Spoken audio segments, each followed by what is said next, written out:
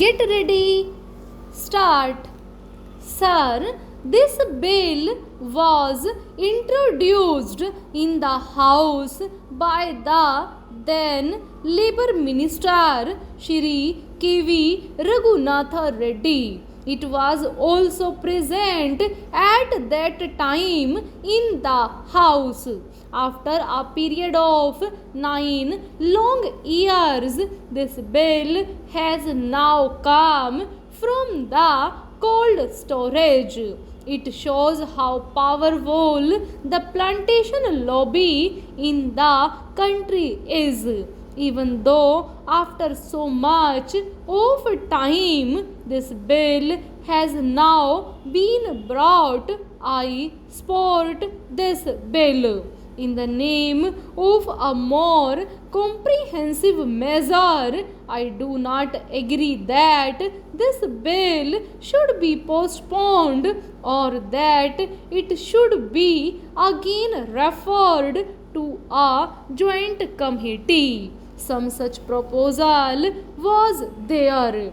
I do not agree to that, though it is not adequate and some improvement from the point of view of workers is needed. I do not agree that we should postpone passing it. For example, it has been suggested that the acreage limit should be brought down to 5 hectares to cover more plantations. In the south, especially in Kerala, Karnataka, and other southern states, many plantations are not covered by this bill. I would request the minister to carefully examine this thing. In North India and some other places, tea plantation is on a large scale. But in the case of rubber, cardamom, and coffee, it is 5 hectares. This is on the high side. I request the Honorable Minister to reduce the acreage limit to 2.5 hectares for coffee and rubber and cardamom. Our friend was talking about socialism, socialist society, democratic socialism, and so many other things.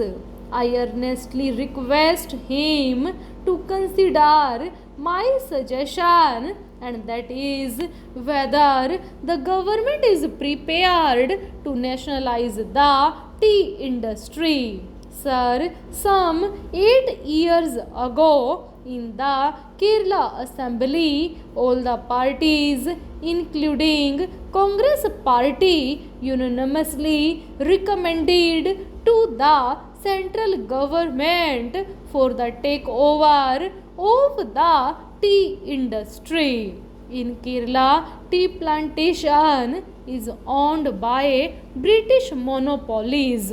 Even in the Assam Assembly, all the parties unanimously passed a resolution suggesting takeover of this industry.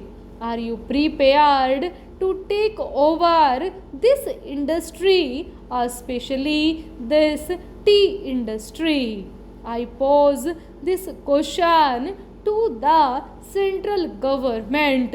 Sir, this tea industry is owned by foreign monopolies and they are exploiting the workers.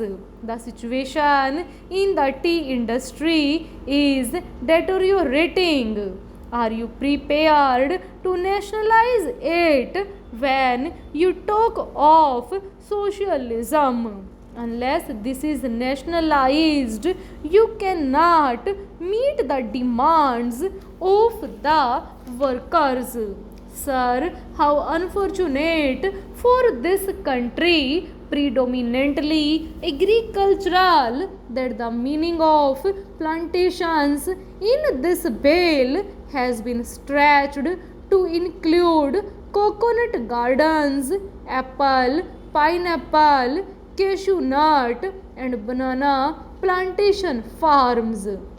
I am glad that wisdom has dawned on the government not to accept these recommendations of the committee. If I were an anarchist or a member who wished ill of this government, I would have pleaded with the government to stretch the meaning of plantations to cover all agricultural lands in the country and attract the provisions of this bill.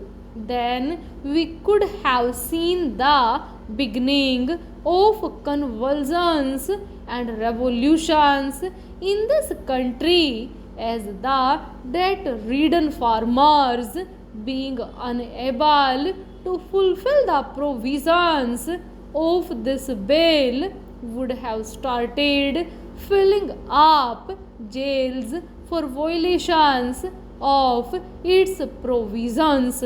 Sir, I would take this opportunity to appeal to the Prime Minister to treat agriculture as an industry and treat agriculturists like the urban citizens and treat the farm holdings in the same way as they treat the factories and industries. The government should start finding out the invidious and discriminatory laws passed in the country since independence, adversely affecting the farming community, and review those laws if they want to ensure integrated development of the country. Mr. Vice Chairman, sir, you know the undivided Congress, the Indian National Congress, fought for plantation labor and also for the rights and privileges of the peasantry.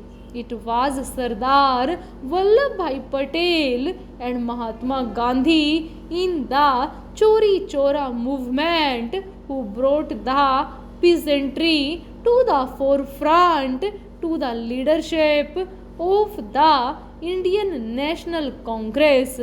As successors of those great leaders in that organization, it is high time the Congress did their best for the plantation labor as well as the unorganized peasantry in that area. Even in Mexico, in Algeria, in Russia, or in Cuba, or in other countries, it was the labor, the plantation labor, who took the revolution of its final goal. Here in this country, we do not want to see another bloodbath. We do not want to see that they take up arms against government or against employers. As people's representatives and as government of the people, we must do our best to solve their problems, whatever their grievances are, whatever their difficulties are, instead of allowing anybody to take advantage of their poverty and their difficulties. I know what goes on with plantation labor. I can give instances of different plantations. Full stop.